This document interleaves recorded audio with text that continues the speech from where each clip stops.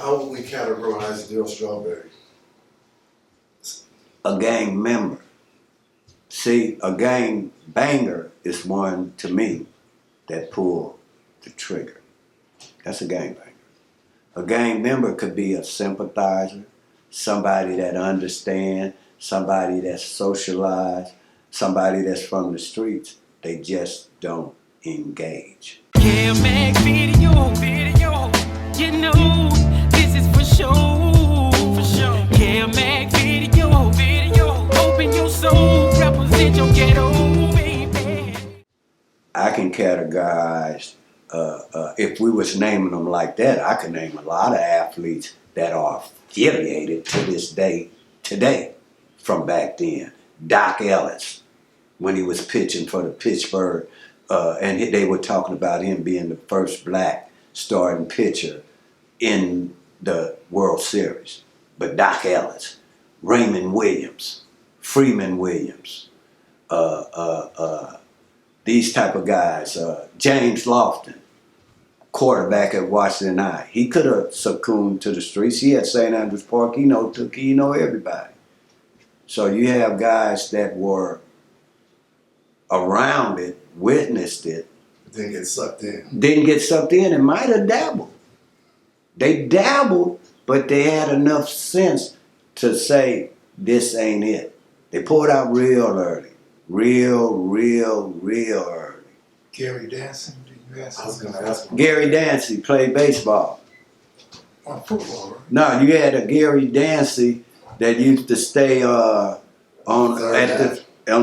Brown by Third or something. That Gary Dancy had a stepbrother that played. Yeah, I know Gary Dancy.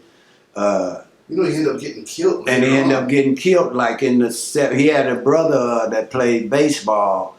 His stepbrother, Gary Dancy, I know exactly. He was that horse, man, and he got killed early in the game. Let me ask you something. When did your parents find out that you were cripping? For sure, no questions asked. They knew you was on that path. When they read on the wall that they Melvin Farmer must die, that's when they went and took insurance out on me. I still had that insurance from this day when my mama went and took at it. So, you know, it's nothing to brag about. In hindsight, this shit was some of the dumbest shit. After 30 years in prison and all this shit, it's not nothing to brag about. But that's how my mother found out, where she read on the wall where they done wrote Melvin Farmer must die. A lot of black families, the parents are employed, so they're really absent, but they're absent for a reason, right? So that's how we go astray. Did your mom or pops try to intervene once you started cripping, or could they have? Because they had to go to work, so they couldn't really babysit you. Well, they tried to intervene, but my mother didn't like going to St. Andrews Park. So a lot of times my mother wouldn't come to my events, me playing baseball. See, I played year-round, baseball, football, basketball. And so my mother didn't like going to St. Andrews Park because my mother was young, not too much younger than these other guys, and she didn't like going to St. Andrews. And then my father working midnight, my mother working during the day, so I'm basically raising the family. But I never brought what I did outside that door to where never in life did she know anything that happened outside that door. So a lot of times you hear people saying two parents would have made a difference. Not necessarily. Not when you're sneaking out the window, not when you're pushing the car with no gas and they don't know you using the car. They can't sit it, particularly back then. Now, because of drugs and the fast life, the hustle, entertainment, social media, and all these platforms, the games, you have a lot of images to where I got a saying, why would you let somebody on the streets dictate what your child would do and let them listen to them as opposed to listen to you? You wouldn't let no child go out and take candy from no stranger. So why would you let them take advice from somebody that's on the street telling your kid to go gangbanging? That don't make no sense. They had this term when I was growing up, I don't know if it was widespread, a latchkey kid. where a kid that comes home to no parents, but they have the key around the neck Mhm. because the parents were at work and couldn't be there after school. Is that a term that you ever heard? Mhm. So let me rewind now. So you mentioned Factor Brookins and banning and all that earlier in the interview. Were you part of that early banning crew? And that I've seen you with that magazine cover, the baddest. Were you part of that, or were you still at Crenshaw while these guys were there? Explain to No, us at what that banning. time I'm still on. Cause Tookie riding around in this Continental, I'm still on 83rd and Western. I ain't even, that come out in 1972, right after the Ballou murder. So I'm watching them come right after they had made that in the Sentinel newspaper. And in fact, it was with Ruth Washington. That's who owned it, the Sentinel newspaper. And I had won a contest for the Sentinel newspaper where they had a youth basketball free throw contest for a national tournament. I won that at a car lot where they had you shoot the free throws. So I met Ruth Washington then, and she was mentoring me. So I knew and was seeing Tookie Nim when he was coming home, riding around with Bonnie sitting next up to him, doing that article in '72. Then they changed it and closed Factor Brookins and moved it down to Rancho del Campo down in San Diego. That's when we were the next group that went into Factor Brookins. They just changed the name. So that was in '73. So we're in '72 right now. You explained the Factor Brookins home and banning. We're gonna tap into that palladium thing in '72. Because '72 seems like to be a pivotal year in Crippin.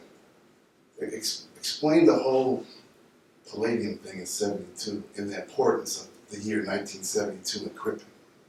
Well, that happened. I think that murder, the Ballou murder, happened at the Palladium when Soul Train was just coming out here, and they was hosting a Soul Cane concert or event out there at the Palladium, and a young man tried to stop somebody else from getting his leather coat taken, if I'm not mistaken.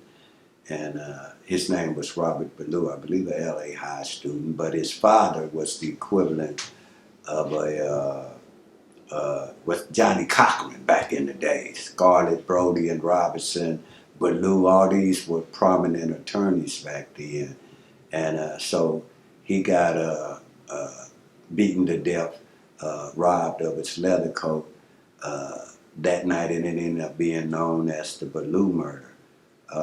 But that night, I had spent the night over Justin Baycott's house because, like I said, we had a baseball game the next day, me and Jeffrey, the younger Baycott. So we was over there the night they all met up to go over there, drive it in the cars and everything. And we was present that night when they came back from the Palladium, and they arguing and discussing what had happened. We listening to them in the other room. And that's when the Ballou murder happened. And that murder was basically the first time the Crips had ever been known on a level to where it had been announced in the newspaper over television. And that was like the coming out, a sensational murder. The equivalent of something like an OJ or somebody catching a murder, a celebrity's child getting killed. So it was a high profile case. Did the sensation of that case increase the Crip membership? Well, it created the culture and the stereotype of sex, drugs, and rock and roll to where now it's on a celebrity status. It's on, Soul Train gang banging and pop locking. But it also set the standards on the West Side that this is what goes on to where we taking lives, leather coats, where they come to taking your life, because the next murder happened after that was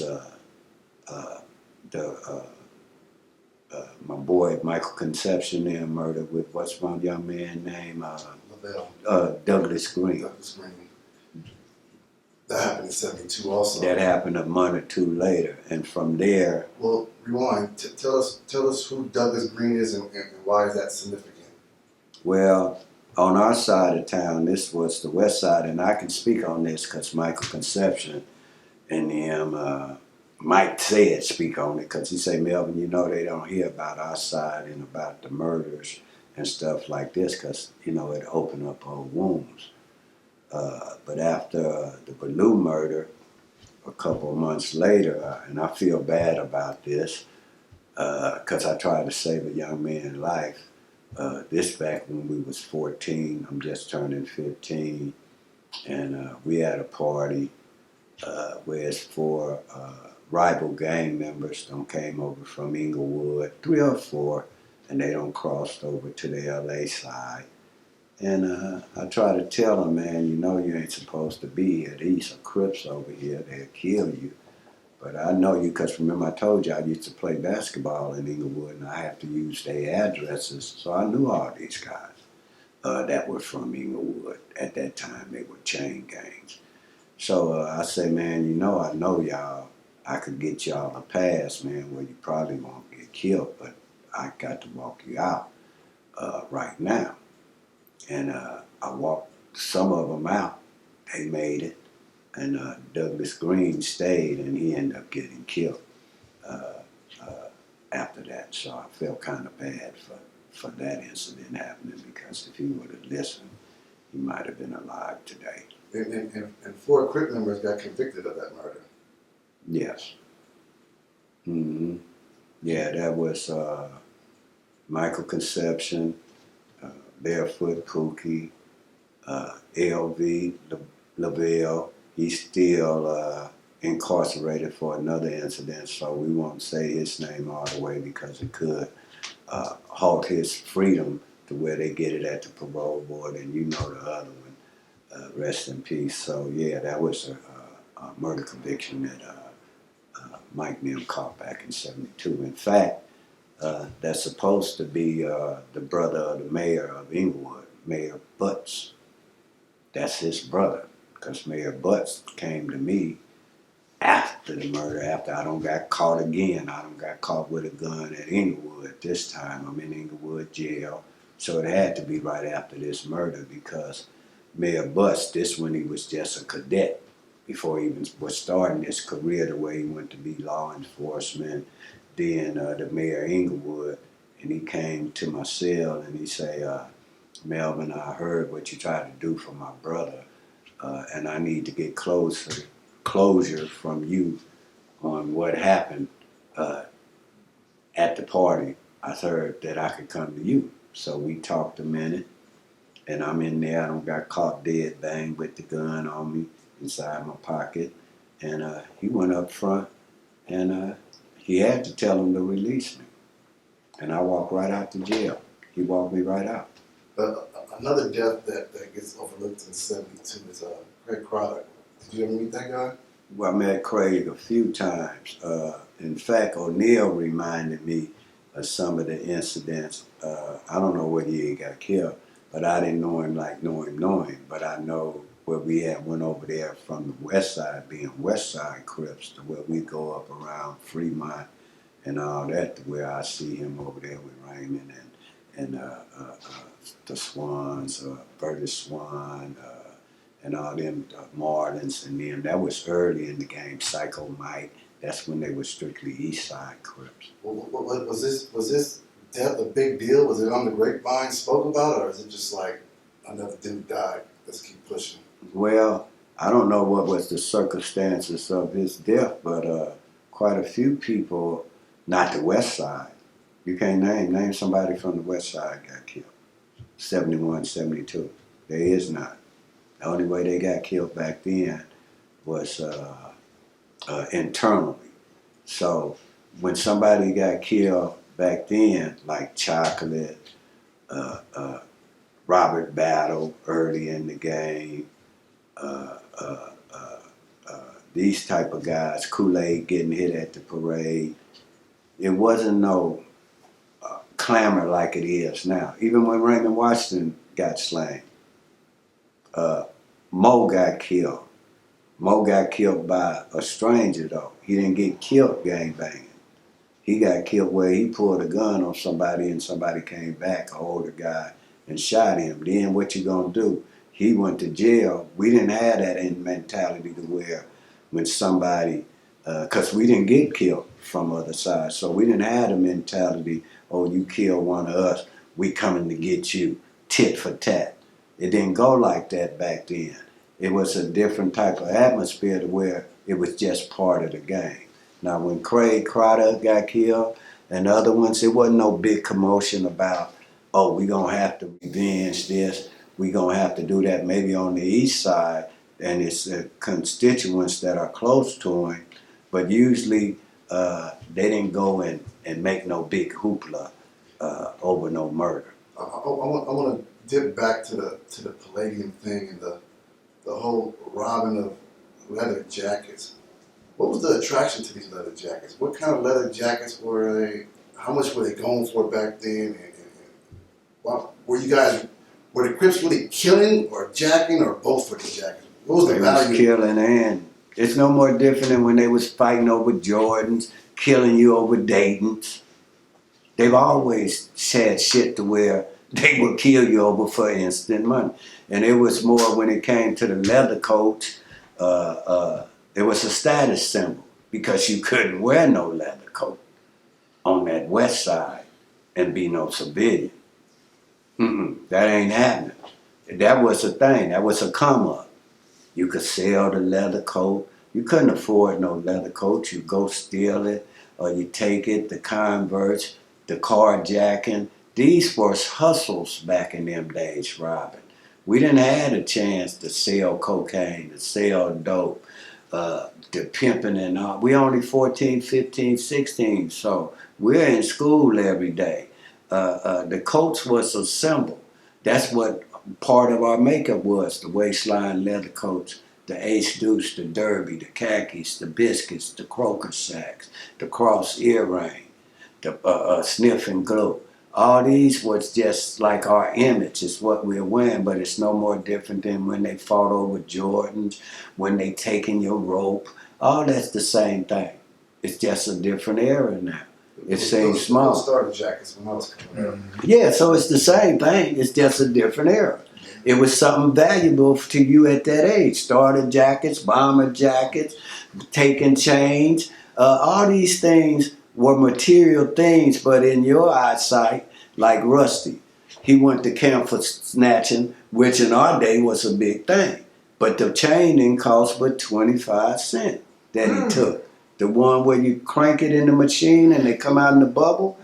That's how Rusty first went to camp, me and him walking. So leather jacket jacking was a teenage hustle. It was a hustle and it was a come up. It was a come up. You're hustling, you're taking that leather coat, you got to up that leather coat. And God forbid you got the Maxi on and it's plaid and it got the fur and all this. It just, that's just was the image that was going on then. Also, the Maxi was the main target. Oh, no. If you seen, now when you talking Maxi, you're almost talking mink. You're talking the equivalent of mink, where ain't too lot of people wearing the Maxi. Then they got the crushed velvet leather coat, the little crushed velvet, $200-$300. You could get 2 suits for $99 with the pin on tie. So it wasn't costing that much, but it was a status symbol, man. But a lot of people lost their lives behind wearing leather coats or Converse or derbies or one cuff up. A lot of senseless violence was going on back then. Big Hawk and Baycott did an interview with Alex on the palladium thing. And they basically denied they had anything to do with it. And they said, why are we lying now? We already did time for it. We're home. Double jeopardy's out the window. Mac Thomas is dead now. He's been dead since '78.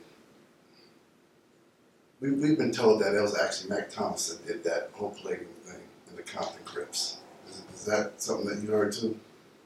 Well, I know Mac Thomas. I knew Mac Thomas back when we was messing around up around Lockhart back then, Front Street, Back Street, Compton, and all of them.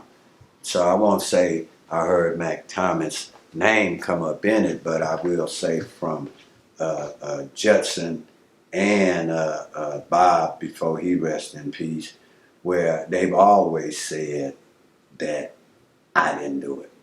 I was with Justin when they came up there and caught, not Justin, but they caught Cunningham and all them with the leather coat on when they jumped off the roof at St. Andrews. I was there when they came and arrested some of them. Then me and Justin was standing and he was telling me then, I'm going to turn myself in. He the last one, I think, almost going in. And he said, I'm going to turn myself in. But I didn't do it. Then look at Bob's record. Big Bob never had been to jail. You had Bub that was a track star, Ricardo Sims. He rests in peace now. But I've always heard out of their mouths that the Comptons did it. It wasn't us. That's verbatim what I heard from them.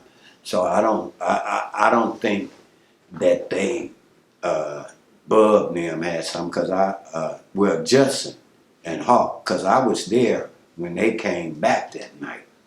And they didn't act like the type that were involved in that. Damn, Mac, I'm thinking now, Mac Thomas's name was popped up into that Palladium thing. And it was early 72. Was it Mac in the Comptons or Mac in the East Side Crips? Because Mac started off as an East Sider, right? I don't know. When I met Mac and them, they were sober by Locke, but I've always knew of him as being from Compton. Okay. So I want to. In fact, when you look up on the pictures with him and Tookie's name, you'll see it say West Side, Compton Crips, and if it's the East Side, you don't hear no sets that tell you what was the name. They don't name Tookie's name, no sets. All them dudes on there ain't but up under three things: Compton Crip, West Side Crip, or East Side Crip. That's in 72 when that was written. I want to touch on 73, but I want to just hit you with one quick question on Tookie. Do you remember when you first met Tookie? And do you remember what he was claiming when you first met him? When I first met Tookie, I met him through his sister. That was back in 68, 69. I don't know what he was claiming back then, but I think it might have been outlaws or something like that. Or Al Capone's? Well, I think that was Cutes and them over there. That was Al Capone. Now, Cutes and them would know more about that than me. So if they say whatever Cutes say, because he really did grow up with mouse in his backyard. But when I knew Tookie, this before they were even Crips, I don't know what they were claiming at that time. Because they had cliques. They didn't have no gangs. You got to remember, on the West Side, they had cliques. So they might have had Al Capone's, which I did here. You had outlaws, as opposed to the outlaws that was over by Jefferson High, that were Bloods today. But back then, they were the equivalent of Bloods. Back in 71, 72, up in there, they was AC Deuces. So I can't say really what Took was back then. All right, I want to step into 1973, what Tookie calls the Crip multiplication. 20 different sets. What was that about? Why did the West Side break apart like that? Well, starting at the end of 72, Tookie had started going to Compton to run the boys home. So now, Tookie's from the Horace Mann end of town. We got all the Hundreds, the Monks, the Melvin Hardys, and all them. So Monk broke off and he started United Underground. That was the first one. Then Block, in Hood, Gangster Crips. I went where we left from the West Side. Gangster Crips, Payback, Watergate, Raymond's, the 60s, the 30s, the Harlems, all these gangs, and they started just breaking up into the areas. The 80s, the 60s, the 40s, the 30s, the 90s, the hundreds, and so forth. Gardena, Inglewood, over there off Imperial. Them brothers start coming a little later. And at the beginning, I was with United Underground when we all first started. That's the first set, because now the West Side, we just going from where we West Side Crip to now the same group that's still together. Now Monk don't moved up the ladder in the hundreds, and so when I go in, it's United Underground. But when I get out, this just when it started, the end of '72. It's when we started breaking up from the West Side. When I come out, I notice now when I go back to the hundreds, Monk is like the shot caller for everybody around there, where he's barking orders and this. And that wasn't happening. We from the 80s. We doing what we do. And that's when we broke, and me, Frog, Hot Dog, and Hillbilly, and Rafe and a few of us, we break, and that's when we come up with the term Gangster Crip. Then when we started getting enough on 83rd, that's when we went to A Trey Gangster Crip. So it was just that the younger guys broke off into their own, because we putting in the work, we the body. And it's like, once again, the majority of them that were 18 in 1972, if you look at the majority of them, they didn't go back to prison if they were 18 or 19 too much after that. They got out the way because they'd got a life sentence, man. They couldn't have got away with what them dudes was doing, carjacking. You get cited out, a murder, you getting 2 years, 3 years max. That's why most of those guys from back then have murder convictions. Speaking on the United Undergrounds, when we talk to some of you old heads, that seems to have been the biggest set at the time, stretching from the hundreds all the way through to the 80s.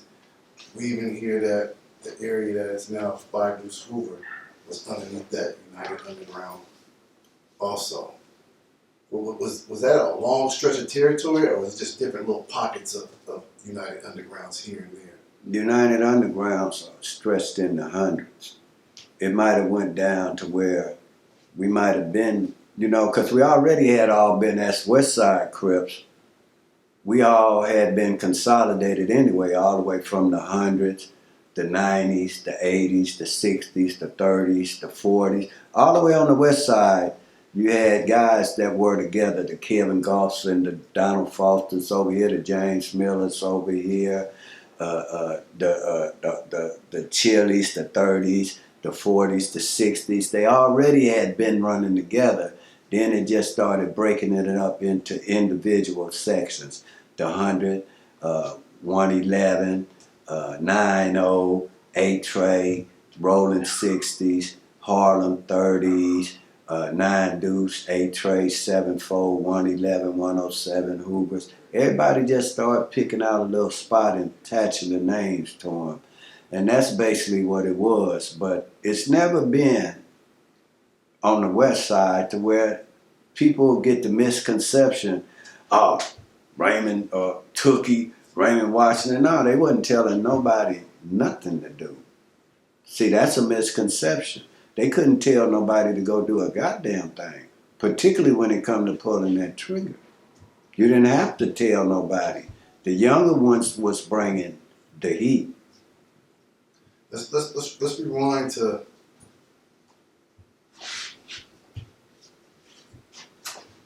let's rewind back to 83rd Street when you first kicked it off. How did you come up with the name Gangster Crip, and who were the founding members alongside you? In '72, it was me. Main one was Frog, Hot Dog, Hillbilly. This after a murder had happened, and we breaking. This after I done got out of jail once again for another gun beef. This at Washington, like I was saying, I done got caught with a strap up at Washington.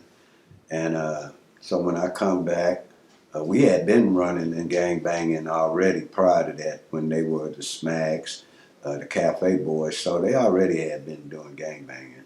Some of them was drifting off, now the Ballou murder. So it's a vacancy up in the 80s, because all them are gone to jail, the older ones. The majority of them that were involved in the Ballou case all come from the 80s and Horace Mann, or right up in that area, Florence and Western. So it was a vacancy. So Rusty And we used to look at them Untouchables, James Cagney, Elliot Ness, and all these type of gangster movies. And we used to say, "Come and get me, copper," and shoot it out. And one day we was sitting around, and I just said, "Man, we're gonna be called Gangster Crips." And I went and wrote on the wall, Gangster Crips. Then you got Brayford, Hunchy, Baycott, Frog, Devil, Track, Harv. These are some of Worry, Kenny Robinson, not Kenny Robinson, Kenny Edwards, Dick. You had a lot of little guys that were coming in, not saying like raping them, but a lot of guys that started, then they got out the way, the shit got too hot. So that was the core of us at the beginning. Did the original members all live on 83rd, or were they scattered around? No, we all started like no further than 83rd, 84th, 85th, but we lined up down that 8-tray corridor with 8-tray Hoovers at the time. And then you had the 8 trays, but they were all over. You had 8 trays that were on 69th and Western. It ain't like it is now, back west, west, and all these other factions of 8 tray. Back then, everything as a whole was over on the other side of Western, coming this way. Manchester by LaSalle, that's 8 tray.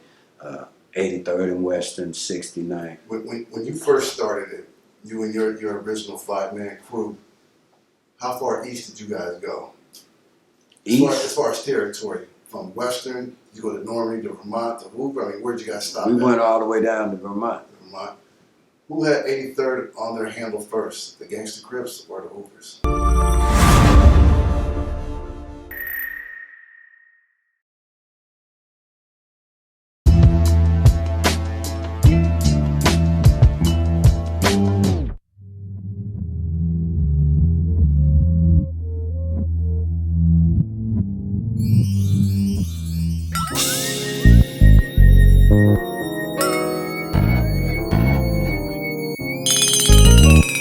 Thank you.